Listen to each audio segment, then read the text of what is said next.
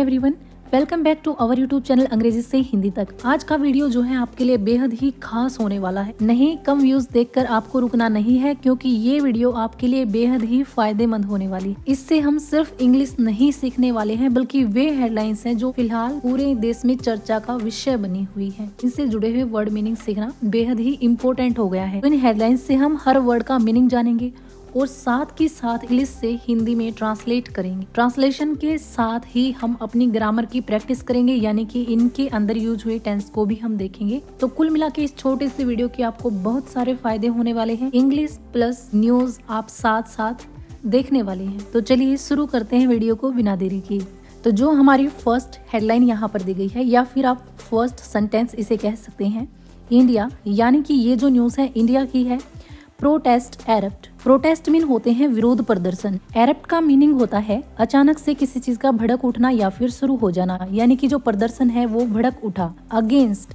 Against mean होता है के खिलाफ। दिसंबर 18 लिंचिंग। 18 दिसंबर को भीड़ के द्वारा जो मार मार कर हत्या की गई। अब ये वर्ड थोड़ा ध्यान देने लायक है। लिंचिंग मीन होता है जब भीड़ के द्वारा किसी व्यक्ति की पीट कर हत्या की जाती है, तो उस हत्या को, उस मर्डर को हम लिंचिंग बोलते हैं। यानी 18 दिसंबर को जो लिंचिंग हुई है ऑफ हिंदू मैन, एक हिंदू आदमी की, इन बांग्लादेश, बांग्लादेश के अंदर। इन वर्ड्स मीनिंग को एक बार फिर से ध्यान से देखिए। प्रोटेस्ट मीन होते हैं विरोध प्रदर्शन।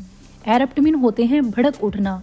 अगेंस्ट मीन होते हैं के खिलाफ। दिसंबर 18 लिंचिंग, 18 दिसंबर को भीड़ के द्वारा की गई हत्या के खिलाफ। अगेंस्ट मीन होता है खिलाफ। Of Hindu man in Bangladesh, यानी कि 18 दिसंबर को बांग्लादेश में एक हिंदू व्यक्ति की भीड़ के द्वारा हत्या के खिलाफ विरोध प्रदर्शन भड़क उठे हैं। तो हम इस हेडलाइन के अंदर टेंस को समझने की कोशिश करते हैं। ग्रामेटिकली अगर आप इसे देखेंगे तो ये जो हेडलाइन है आपको प्रेजेंट इंडेफिनाइट टेंस में दिखेगी, यानी कि ये जो हेडलाइन है वो प्रेजेंट इंडेफिनाइट के रूल्स को फॉलो करती है, क्योंकि सब्जेक्ट आप देखेंगे कि यहाँ पर प्लूरल है, उसके बाद वर्ब की फर्स्ट फॉर्म का यहाँ पर यूज किया गया है। लेकिन अगर बात करें हम इस घटना की, तो ये जो घटना है ये पास्ट में हुई है, यानी कि जो हेडलाइंस होती हैं वे मोस्टली प्रेजेंट इंडेफिनाइट टेंस के अंदर ही होती हैं, या फिर कुछ हेडलाइंस जो हैं आपको पैसिव वॉइस के अंदर मिलेंगे। नेक्स्ट जो हमारी हेडलाइन यहाँ पर दी गई है वो है प्रोटेस्टर्स।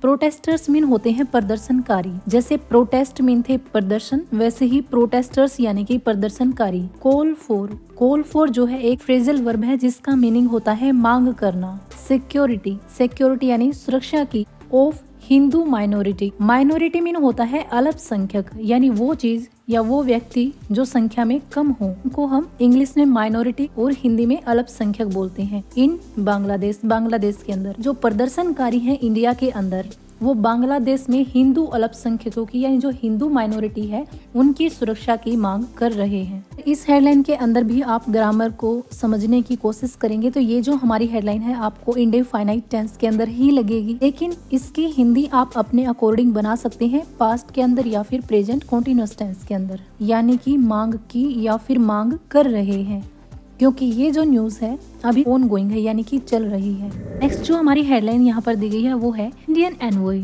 एनवॉय जो होता है ये एक सरकार का प्रतिनिधि होता है, या फिर इसे आप दूत भी कह सकते हैं, जिसको एक देश दूसरे देश में भेजता है। तो इंडियन एनवॉय यानी कि भारतीय दूत।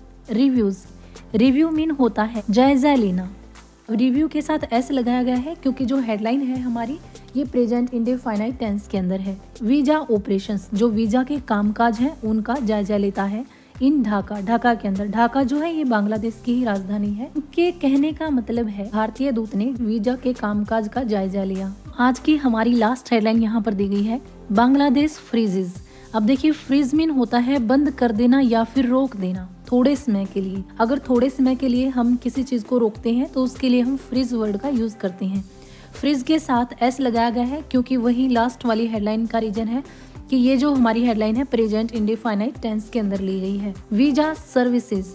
वीजा सर्विसेज को फ्रीज कर देता है इन इंडिया। इंडिया के अंदर साइटिंग। साइटिंग का मतलब होता है कारण बताते हुए या फिर इस बात को कहकर उन्होंने वीजा सर्विस को बंद कर दिया है। Unavoidable circumstances. अनअवॉइडेबल यानी कि जिनसे बचा न जा सके। सर्कमस्टांसेस यानी कि परिस्थितियां। उन्होंने कहा है कि वो परिस्थितियां बनी हुई हैं जिनसे नहीं बचा जा सकता, या फिर बिल्कुल ही आसान भाषा में मैं आपको समझाऊं तो बांग्लादेश ने मजबूरी की परिस्थितियों का कारण बताते हुए भारत में वीजा सर्विस देना फिलहाल बंद कर दिया है। तो आज की वीडियो में सिर्फ इतना ही, मिलते हैं नेक्स्ट वीडियो में। Thanks for watching.